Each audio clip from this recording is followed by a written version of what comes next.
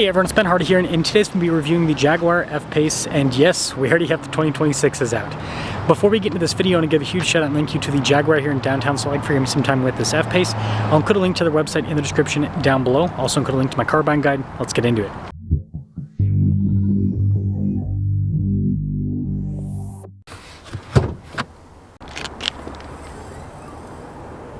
Under the hood, we have a turbocharged 2-liter 4-cylinder that goes through an 8-speed. Fuel economy is 22 around town, 27 on the highway, with power outputs being 246 horsepower and then 269 pound-feet of torque.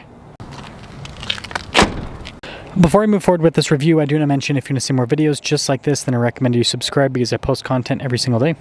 So taking a look at the hood, you can see it raises up towards the center, and then the F-Pace has very cool looking lights here. It's actually pop on the other side so you can see them in the light a little bit better. Blacked out trim down below. The grill's all blacked out with the Jaguar logo, very aggressive looking. There you go. Tire and wheel setup is 255 by 50 by 20. You can see the wheels are completely blacked out. You got the blacked out badging there on the side too, mirror caps, and trim at the bottom. So we got this nice contrast between the white and the black with this particular F-Pace. And this leads us to the key fob. You got the Jaguar logo there on the back, your lock and unlock, got the opening for the hatch as well. And would you look at this? So in terms of sizing, this is very similar in size to like a Toyota RAV4, just to give you guys a point of comparison. Got a cargo cover built in from the factory, and this is nice to throw down these seats. Got those little tabs right there, but it's practical. This leads us to the taillights, which kind of swoop around, and then you can see the 90th anniversary logo right there, Jaguar there on the back as well. And it definitely kind of tapers off towards the end. It has a very sporty, sleek design. And popping inside, we've got stitching that goes across. See more nice soft touch trim down below. And this is really cool. You can see perforated trim all down the center. Those seats. Spacing's pretty good back here. The legroom, got storage net, got some vents here in the back, some USB ports as well. And then it kind of tapers off a little bit, but headroom overall is decent. Now popping up front, we've got more soft touch trim. See down below as well. Look at the window controls, those are pretty cool looking. The mirrors do power fold in, blind spot running with the mirrors. And then here's the front seat. This is cool looking. Look at that trim. The style on this, I like it. Power adjustments on the side, by the way. And then more nice trim on the dash. And let's start her up. Boom. Jaguar logo front and center on the steering wheel. Really nice silver trim there at the bottom. Practical controls for the cruise control, for example, heated steering wheel as well. Voice command phone controls. Paddle shifters there on the back for the 8-speed auto, and then you've got your regular stocks there on the back too.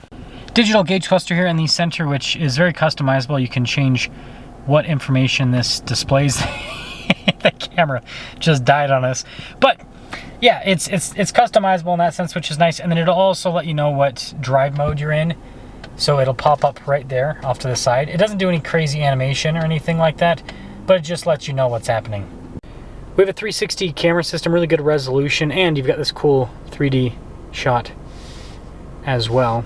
So solid on that front. And then the infotainment system, I mean, straight out of a Land Rover, right? Shared product. So quick response time, it's all easy to use. You got the shortcut bar there. And you'll notice a lot of Land Rover UI in this, including the climate controls. I mean, look at this for the seats. And this does have heated and cooled seats. I love the multifunction controls. It definitely, you know, frees up space, but it also just, it's fun to do. But you got the rest of the controls there in the center, mostly for climate seats too. Heads-up display, you've got nice trim all across the dash there, down below as well. Phone charging pad here, got your engine stop start, got a nice trim on the shifter there. Drive mode select, and wow, it actually has off-road cruise control. That's cool. Stability control. It's got the little button there for the EV. You can see it, but it's not actually a hybrid, so it doesn't have anything. Anyways, we've got cup holders, nice center console, nice trim on the top, regular rear view mirror, and then again, panoramic center. So, like I said, 2026 F-Pace. So we've got all the standard equipment that this comes with. You can see the base MSRP $57,000, and then total MSRP $65,113. see how it performs. And looking for the engine stop start button in the wrong place. Let us set off. I should have a 2026 Velar review for you guys soon as well. They just got a couple in. They have to go through PDI though.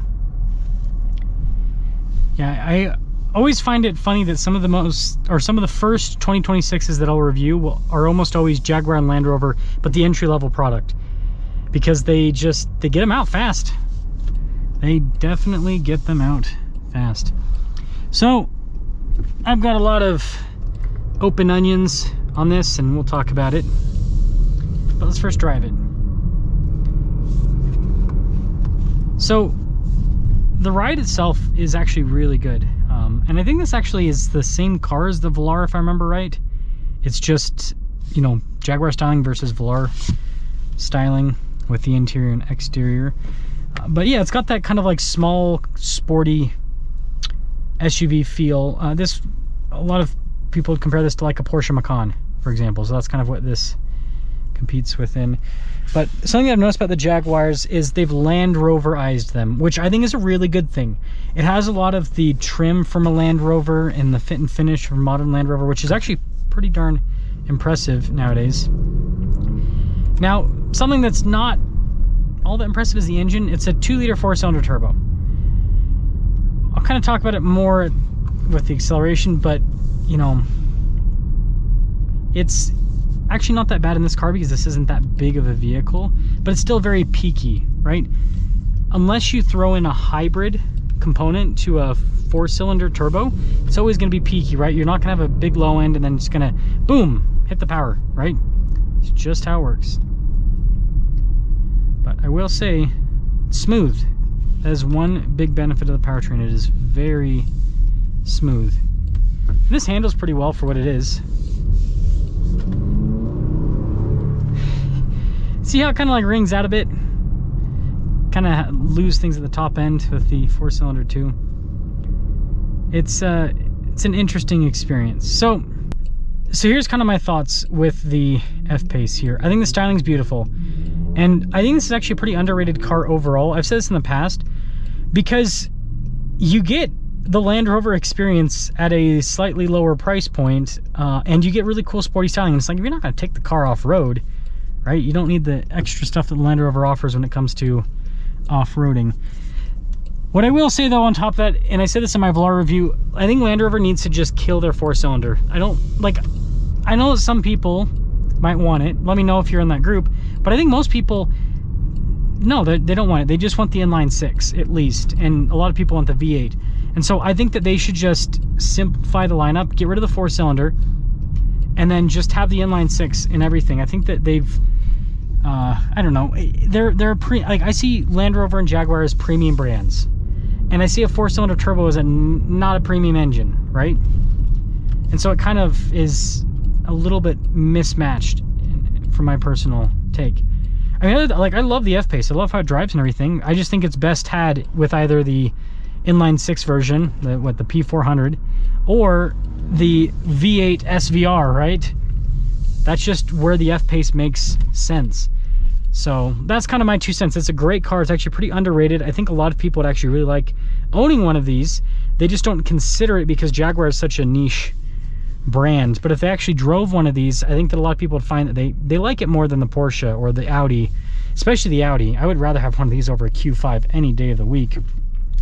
But yeah, they just need to, I don't know, get rid of the 4-cylinder and maybe change their marketing a little bit.